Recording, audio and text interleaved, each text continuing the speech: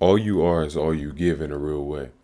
I think that when we give without certain intentions in our life, we tend to receive things disproportionate to what we actually desire.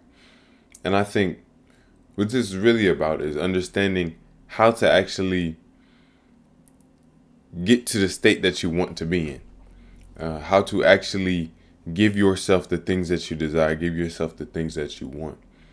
I think that a lot of times what we desire and what we want is not received because we haven't really opened ourselves up to receive it.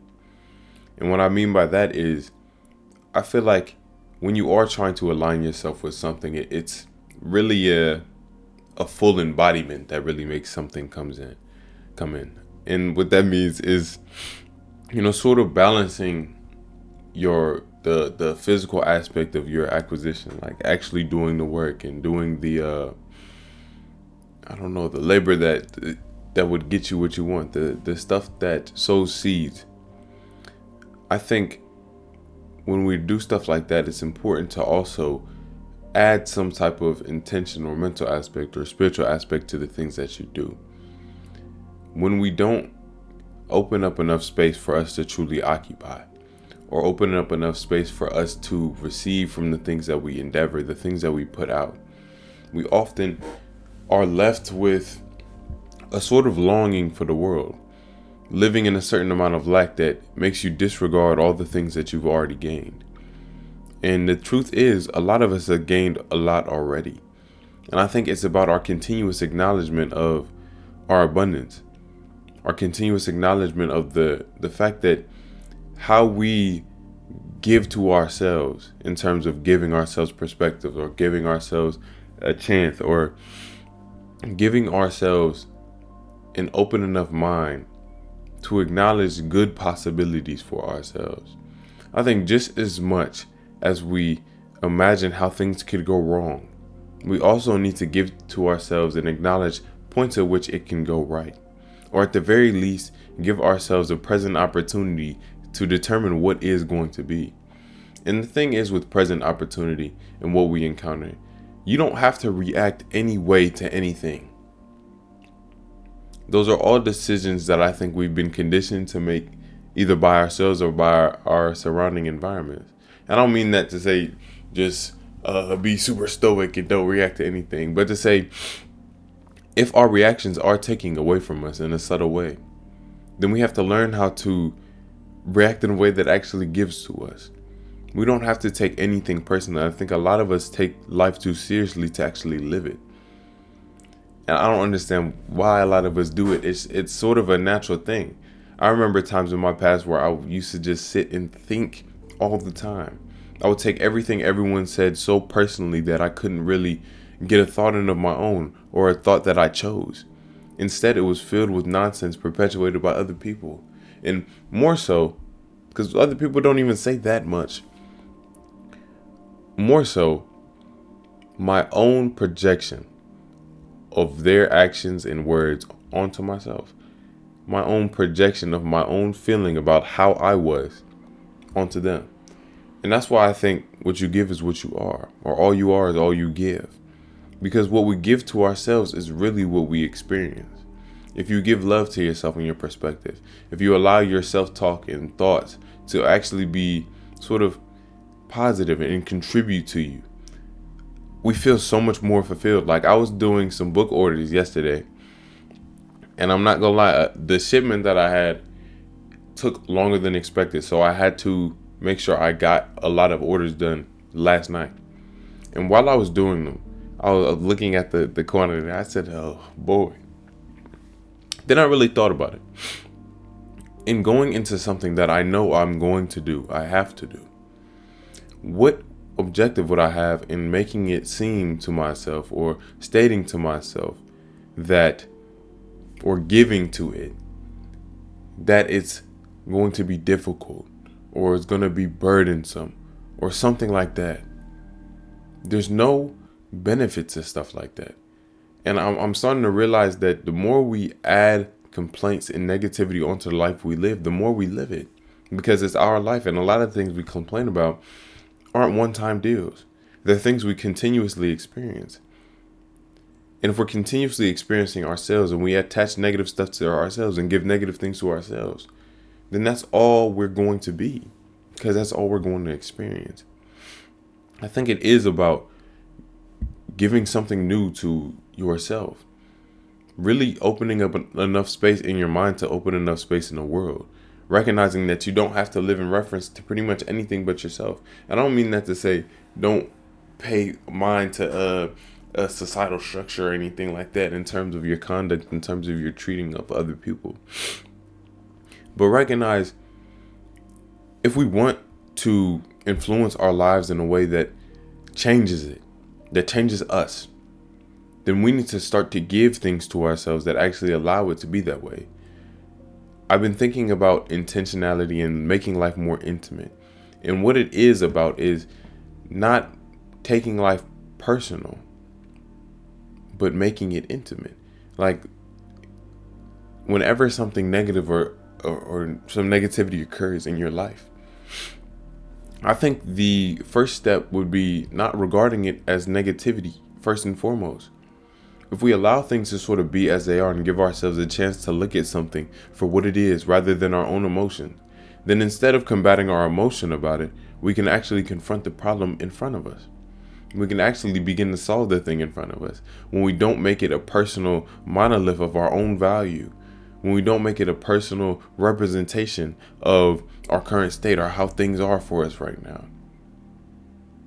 You can be in your highest vibration. You can be living your life as your highest self. And what that means is literally like living up to your own potential, being successful in your own way. And failure can happen. Negative, quote unquote, things can occur. We need to recognize that sometimes, at least the way I look at it, sometimes any obstacle is really just a stepping stone for you. It's an opportunity for you to utilize your own perspective onto something. And if your perspective is positive, then you can sort of overcome pretty much anything that comes in your path. And especially under the thought of like the law of assumption, law of attraction, any of the things, the law of vibration, any of the things having to do with what we attract into our lives.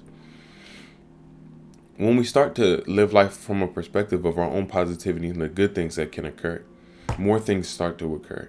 And I have experienced this personally. When we actually align our mind and action in positivity and good, and recognize the things that we desire enough to feel good for them before we receive them. Be grateful for all the work that we put in presently. Give ourselves our victory, our accolade, when we're doing the work that leads to it. Then we're going to bring it to our lives so much sooner. And so much more fulfilling in a way, because we've actually given to ourselves rather than allowing something or some specific outcome to give it to us one moment. Instead, we allow it to be a characteristic of our whole life, characteristic of all we are. And in that way, we're freed from our acquisition, freed from wanting things, or freed from wanting things to make us feel a certain way about ourselves. Instead, we can actually focus on the life lived in the present and start to do things for ourselves that actually allow life to be more fulfilling and more full. I've been recognizing recently that, well, first and foremost, I don't want to be on my phone anymore. Not really at all. Not too much at all, for real. I think when we give ourselves real room to occupy the moment, not only does our creativity increase, but our capacity to sort of understand ourselves and regulate how we feel, regulate our perspective. And in my times where I've felt like, a shift in positive mentality, or me being in line with some type of positivity has brought stuff into my life, it's always been on a basis of me being more present with myself, being present enough to choose actual perspectives and actual thoughts and actual actions that lead to what we want. And I think anyone can do that. Truly, I think anyone can do that. A lot of us have been locked in this period. I feel like it's definitely an interesting period. I genuinely think 2026 is going to be a great year. And I think it's going to be a great year because of a lot of the intention people are carrying into it. When we allow ourselves to make life meaningful, because life doesn't have any meaning other than the meaning we give it. The meaning of life is to find meaning within your own in a subtle way. And once we give life meaning, or at least establish to ourselves what we currently desire and believe that we can get it, then we'll start to take the steps to actually get there. Because the first step is believing there is one. And then as soon as we take that step, we've already achieved. It's a successive step. A successive step. Each step is success. You're adding on to your victories constantly. You're adding on to what you give to yourself constantly. And if what we are is an amalgamation of all the things we've given in the past, the objective isn't to look back and try to take away the things we've already given ourselves, because that's not the thing. There's no should or could have. There's only things that we've done. There's no chance to give yourself the appreciation that you've neglected to give yourself in the past. But there is a present opportunity to give yourself affection proportionate to the now. And I think that's one of the hallmarks and one of the most beautiful aspects of giving to yourself. Because the second you actually give to yourself with real intention, the second we actually give to ourselves enough to have love for who we are and love for the space we occupy, it begins to be occupied without our constant thought about it. It begins to be about you enjoying the life that you're actually living, and living life intimately and up close. It's about us being the one who lives our life, us being the life instead of seeing it. And being the life doesn't necessarily mean you don't think or you don't do anything. It means that you're actually living the life that you've been granted rather than just thinking about it. A lot of us try to picture our whole life at once and sort of get lost in how it's supposed to look instead of looking at it how it is. And then using ourselves, using our own capability, our own space that we take up to do the things that we actually desire. And recognize that doing the things we actually desire is not our value. Our value exists before we actually bring things valuable into it, because that wouldn't make sense otherwise. You don't get value after you bring something in. You have to be valuable to bring something valuable in. So it's about always giving to yourself first. Literally giving yourself the feeling of the thing that you actually want. The feeling of the wish fulfilled. Living in the end in a way. And being happy and content for all the things that you're going to experience in a way. All the things that you're currently experiencing. Our mind doesn't know the difference between some real imagined state or some imagined feeling and something different. Like if you sit in your thought and you think about some type of negativity or trauma that you've experienced in your life, you're likely going to resonate with that vibration. You're going to feel that way. And in the same way, you can do the same with positivity by imagining things that have yet to occur. By giving yourself an opportunity in the present to acknowledge that what's here can be good too. You don't have to have some type of direct stimulation or standing ovation where you are to cheer for yourself, to appreciate all the things that you do for yourself, even if it's just eating, breathing, doing the things that fulfill you. And if what we experience is a product of our vibration feeling or what we think on a regular basis, then we need to start thinking things that are good. And in that way, the good will follow. And I think that's really the only way it ever has been.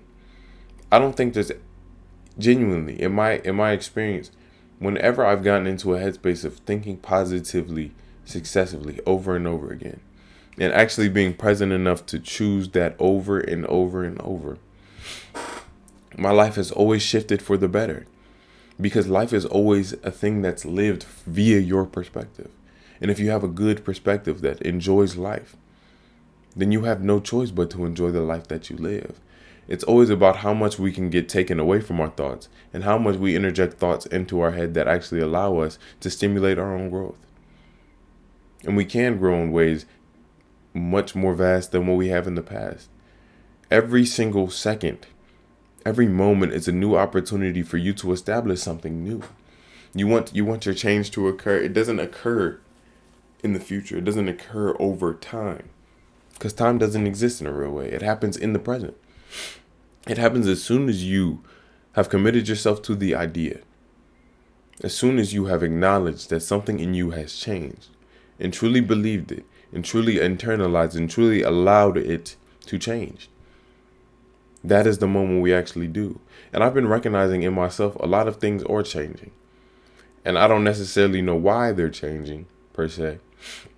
But I understand that I want certain things to change. So things started to follow. And in believing in my own ability to change, it's sort of become an undercurrent that happens so naturally that I can barely tell. Instead, I get to sort of live my life intimately, live my life in the present, and allow everything to come my way. Not because I'm just waiting on things to happen, I'm just sitting here with my hands together, but because I'm doing the work presently and enjoying the work I do, but because I'm taking care of myself in a way that actually allows me to not just be in my thought about negative things that could occur. There's always a negative possibility that you can acknowledge because we can imagine anything. We can't think of anything that's unimaginable because everything is imaginable. In saying that, everything is already here. Everything is already within us in a way. All of our greatest ideas, our greatest choices, our value, our love for ourselves, it's waiting on the other end of us giving it to who we are. All that to say, thank you. Thank you for being here, first and foremost. I think we can be appreciative of just being here. It's an experience that I can't say not everyone gets to experience, but you get to experience you. And that's pretty much all you ever are doing. So why not experience that in a positive way by actually giving yourself gratitude in proportion to who you are, or gratitude in proportion to the things you do for yourself, or even if you want to give it to yourself on what you do for others. Regardless, we have to make the space that we occupy a little bit more easy to be in, because we already have this space. A lot of us feel like it has to be earned when it's something we already possess. So keep being y'all, keep being great. Make sure you're taking care of yourself, doing what you can, what you have, giving to yourself, because all you are is all you give. I don't know when this is coming out per se, but what I do know is hardcover is about to be dropped. I'm going to sort of run the same promotion. Guaranteed signed copy, hardcover. And then I'm going to throw in a little something for y'all as well. Keep being y'all, keep being great. A lot on the way, a lot already here. And there's